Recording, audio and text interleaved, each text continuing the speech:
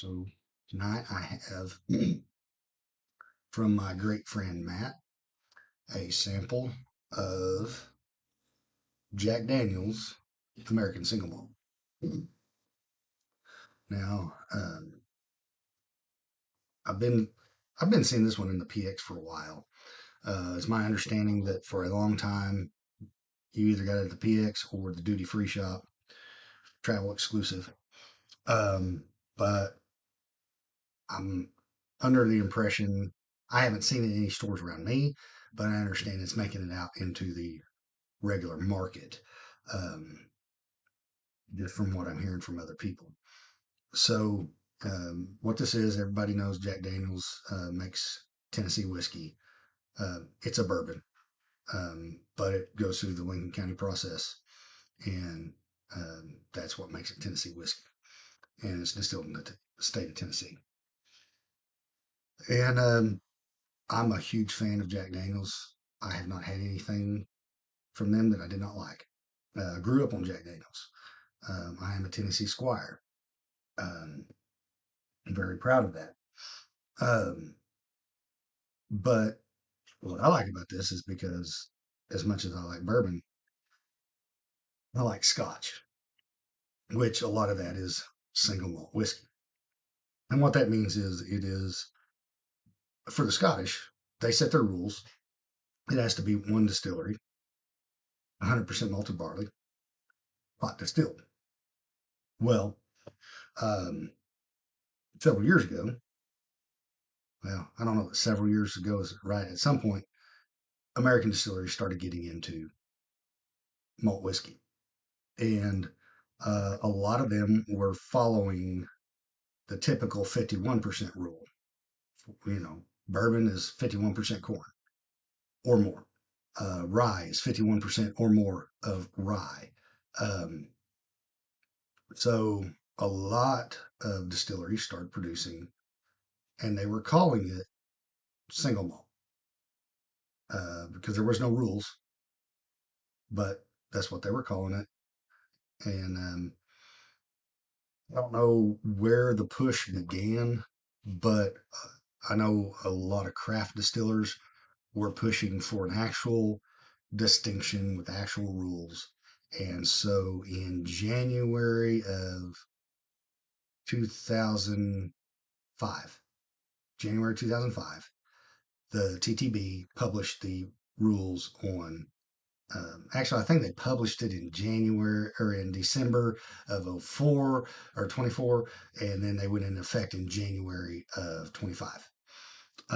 But it stated that for it to be American single malt, it had to be one distiller, 100% single malt. So we did away with the 51% rule.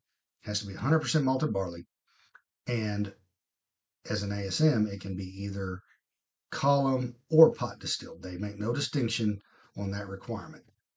Um, I am not certain how Jack Daniels does there. A lot of your craft distillers, they're doing pot distilled.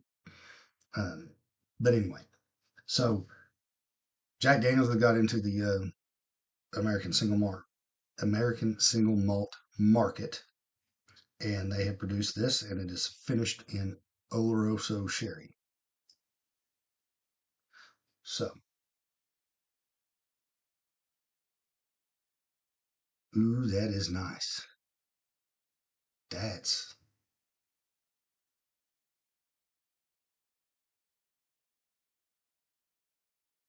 it's got good color.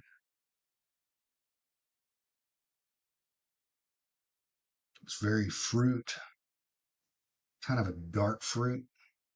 Um, there's a slight nuttiness to it.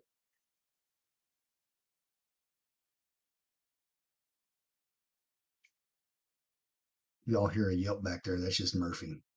He's wanting somebody to play with him. That is so good. That is. And it's 90 proof. At the PX, I can get this for $88 for a liter, which is not horribly bad. A little pricey, but Yeah, that's dark fruit.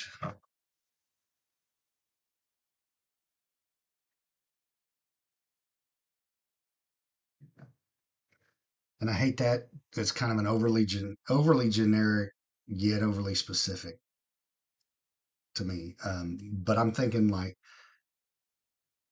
not necessarily any one flavor of fruit, but like if you was to stew down some plums and pears, uh, just those darker fruits, maybe some blackberry in there. That's what I'm getting. It's just a mesh of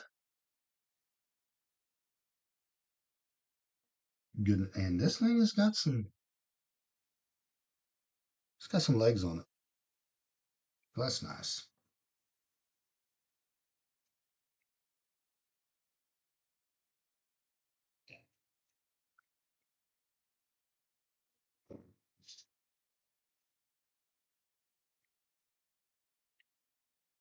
Hmm. The nose is amazing. The palate, very soft and it kind of muted. Um, it's good.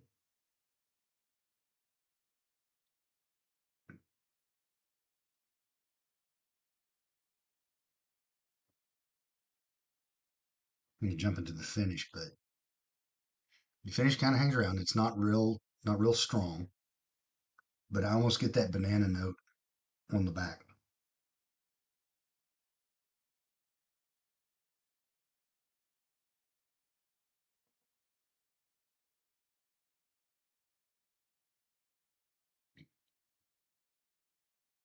Nutty,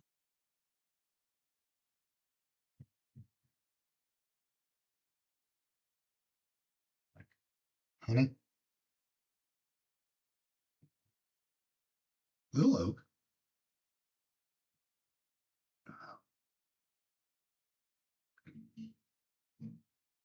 but very soft on the palate.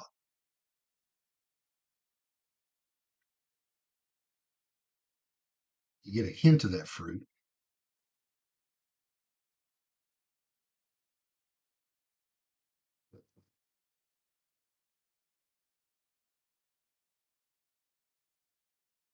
Mm,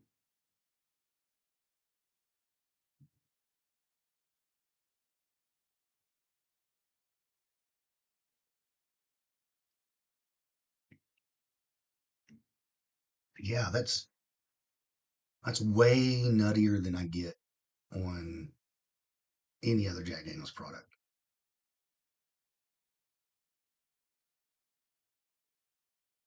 Not quite peanuts, maybe even almost like sunflower seeds. There's just a, hard to describe.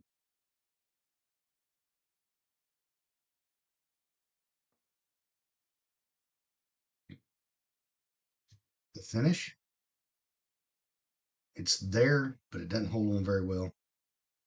It kind of fades away.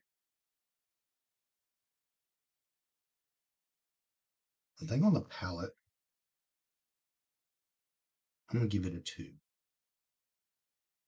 It's good, nothing wrong with it, but not quite blown away by it. Finish,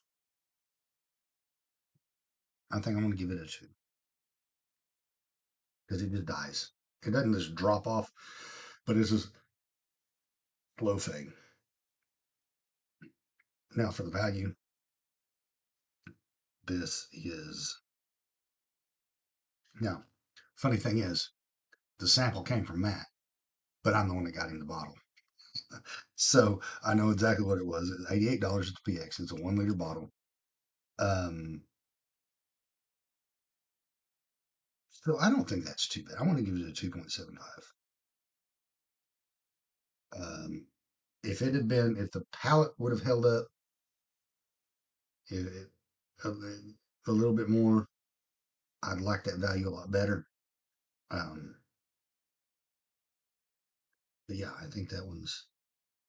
I think the value. Hang on, it's a 0.75. It's not a 2.75. I always forget. I have four categories: nose, palate, finish. Each one gets three, up to three, and value gets up to one. That gives me a rounded number of 10 possible. So,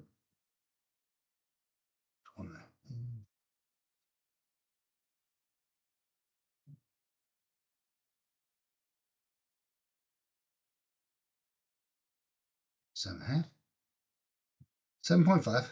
Not too shabby. It's still up there in the more gooder.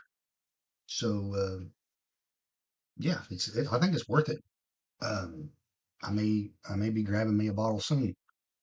Um, yeah, if you have the opportunity to get it, say grab it. I wouldn't pay more than about $90 for it. Um, I don't know what I don't know what size bottle is out in the regular market, or what the pricing is going to be. But where I can get it, I get it for a liter for $88.